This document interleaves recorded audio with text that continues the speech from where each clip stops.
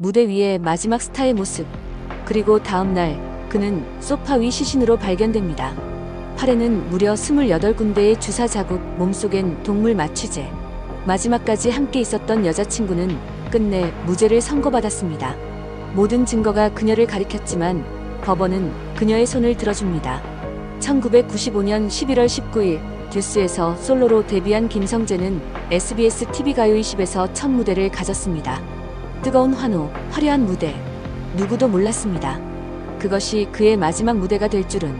그는 그날 서대문구 S호텔 별관 57호실에 투숙했습니다. 여자친구 A씨, 매니저, 백댄서들과 함께였죠. 자정 무렵 모두 방으로 흩어졌고 새벽 1시부터 3시 40분까지 거실에는 김성재와 여자친구 A씨만 남았습니다. A씨는 3시 40분경 호텔을 나섰고 아침 6시 50분 매니저가 김성재를 깨우러 갔을 때 그는 이미 차갑게 식은 상태였습니다. 부검 결과는 충격적이었습니다.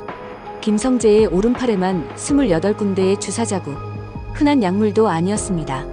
틀레타민과 졸라제팜. 흔히 동물을 마취시키는 혼합 약물, 일명 졸레틸 50. 그 외 마그네슘 수치도 비정상적으로 높았고 외상은 전혀 없었습니다.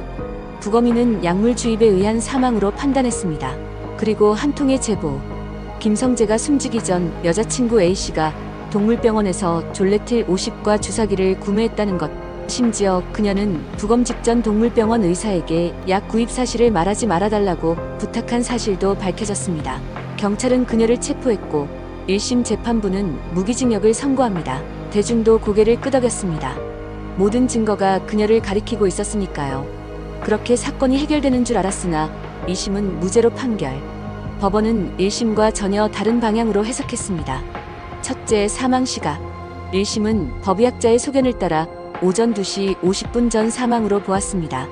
여자친구 A씨만이 그 시간에 함께 있었죠. 그러나 2심은 폴라로이드 사진의 시반 판독은 불확실하다며 배척했습니다.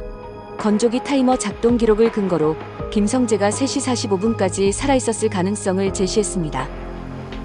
둘째, 약물 용량. 졸레틸 한 병으로는 사람을 죽이기 어렵다고 판단하며 고의성이 부족하다는 논리도 추가했습니다. 셋째, 동기. 1심은 질투와 집착에 의한 범행이라 판단했지만 2심은 단순한 연인 간 다툼이 잦았을 뿐 살해 동기와는 관계가 없다며 부정했습니다. 넷째, 동물병원 의사. 1심에서는 A씨가 김성재 부검 직전 약물을 구입한 사실을 말하지 말아달라고 한 것을 유죄의 근거로 삼았습니다. 하지만 2심은 동물병원 의사의 진술을 토대로 A씨가 마약 투약설에 관련하여 공경에 처하게 될지 모를 걱정에 부탁을 한 것으로 이해할 수 있다고 해석했습니다. 2심은 말합니다. 외부인이 침입했을 수도 있다. 동행인 중 누군가가 범인일 수도 있다. 여자친구가 구입한 약물이 아니었을 수도 있다. 대체 무기징역이 선고됐던 피고인에게 왜 갑자기 2심에서 무죄가 내려져? 그 핵심에는 초동수사의 허술함이 자리하고 있었습니다. 대한민국 수도 서울. 그것도 고급 호텔 안에서 발생한 사망 사건. 그런데도 경찰은 CCTV 영상도 주사기 같은 핵심 증거도 확보하지 못했습니다. 오직 여자친구가 구매한 마취제, 그리고 김성재의 몸에서 나온 약물의 일치. 그 외엔 아무런 확정적 물증도 없었습니다. 그의 2심 재판부는 이렇게 말했습니다. 초동수사가 미비했고 검찰은 이를 보완하지 못했다. 유죄를 주장하려면 더 명확한 증거가 있어야 한다. 특히 국과수가 뒤늦게 확인한 졸레틸. 이 약물은 미국 마약 단속국 기준으로는 1987년에 마약으로 분류된 물질이었지만 당시 우리나라에서는 이에 대한 정보도 인식도 없었습니다. 그렇다면 그처럼 특수한 약물이 왜 하필 김성재의 몸에서 발견됐을까요? 더 놀라운 사실은 김성재의 주변 인물 중 단 한 사람만이 사건 발생 전 이 약물을 구매했다는 겁니다. 졸레틸 50은 시중에서 쉽게 구할 수 없는 특수 약물. 김성재 주변에서 유일하게 이 약물을 구매한 사람은 A씨 단 한 명. 정말 다른 범인이 침입했다면 구하기 힘든 졸레틸을 준비해 김성재가 우통을 벗고 있을 때 무려 28번이나 주사를 놓고 흔적 없이 사라졌다는 이야기입니다. 이걸 합리적 의심이라고 부를 수 있을까요? 도진기 판사는 묻습니다. 합리적 의심이라는 이름으로 상식적인 판단이 무너져도 되는 걸까? 실제 약물 구매, 부검 이전의 입막음 시도, 그리고 같은 방에 있었던 시간. 이 모든 우연이 겹쳤다는 게 정말 더 합리적인가요?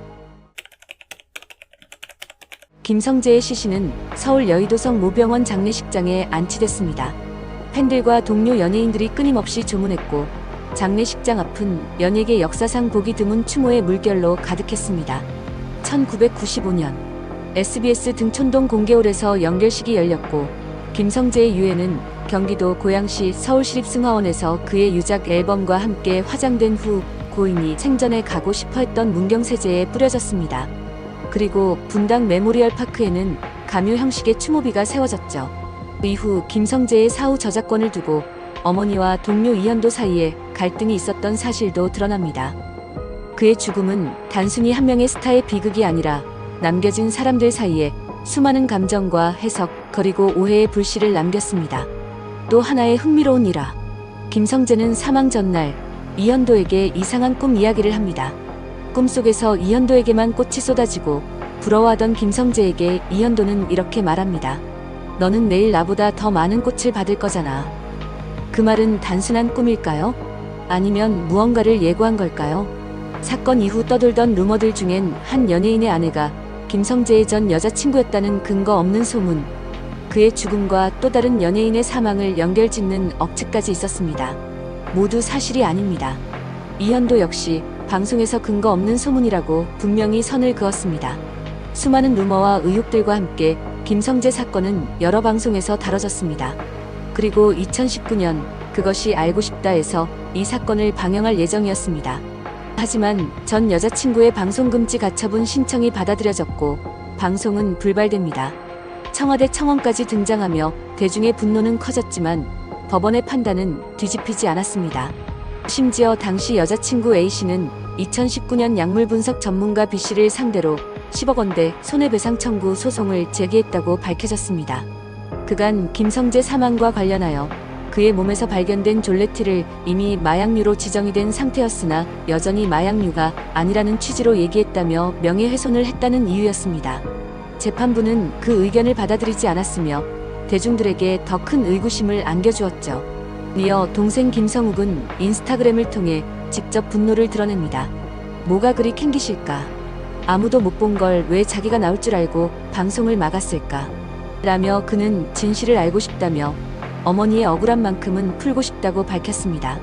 그 후에도 그것이 알고 싶다 제작진은 방송을 다시 시도했지만 또 한 번 불방, 총지편으로 대체되며 시청자들은 또 한 번 상처받습니다. 이후 2021년에 MBC에서 이 사건을 재조명합니다. 하지만 아직도 김성재 사건에는 늘 의문사라는 수식어가 따라붙고 있습니다. 물론 판결은 법적 절차에 따른 결과입니다. 하지만 그 판결도 세월이 지나 대중에게 비판과 재검토의 대상이 되어야 할 수도 있다는 것. 이 안타까운 사건에 대한 여러분의 생각은 어떠신가요? 그의 마지막 무대는 눈부셨지만 그의 마지막은 너무나 어두웠습니다.